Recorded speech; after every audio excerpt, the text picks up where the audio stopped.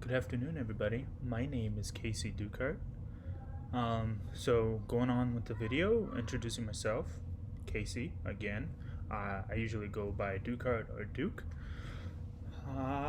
So I am originally from Brazil, born and raised. Moved to the United States back in 2000. Joined the military, Air Force to be more specifically, back in 2008.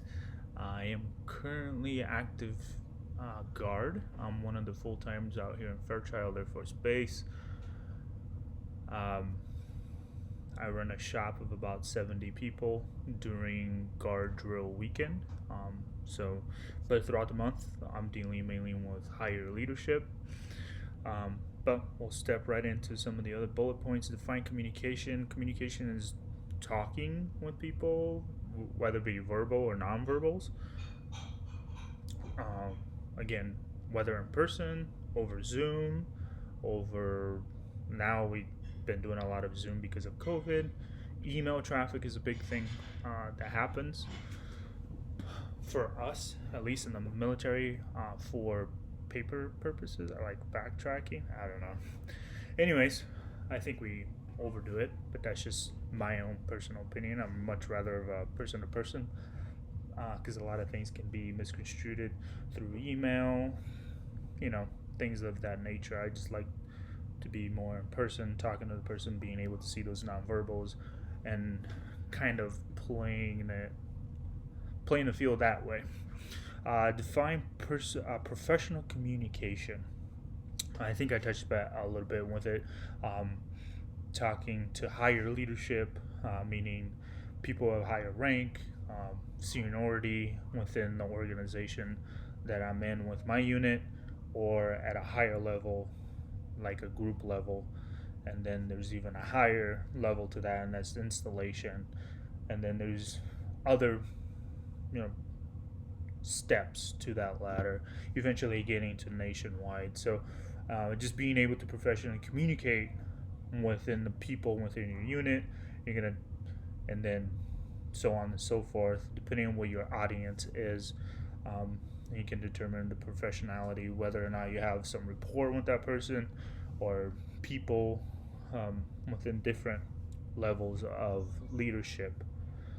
And then tell us about your professional background. So, again, been in the military since 2008. I separated from active duty, went into the guard. I was mainly going to school back then. I think it was 2012. Got my AA through SFCC. Kind of took a break. I went into personal training, strength and conditioning coaching. Now, being a full timer here, it's just better opportunity for me to get a 4-year degree and then transition from the enlisted force to an officer, and just be able to communicate, have that bridge, be that the bridge between the gap.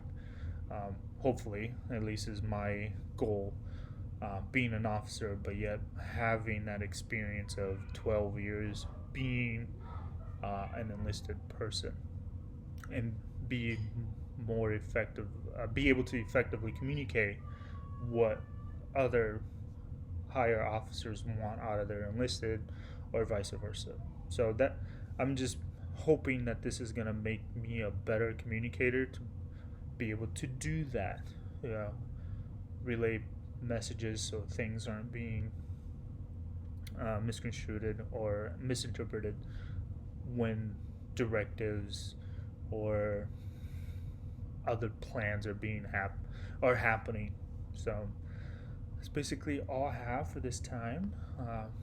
I'm looking forward to this because I think, again, it's going to help me out long term, as far as me being in the military until I finish off my 20, maybe 22 years if I'm really feeling like it. So, but that's all I have, guys. I look forward to it, and I look forward to communicating better and communicating with all of you guys through this weird times that we're at right now. So, awesome. You guys have a good night.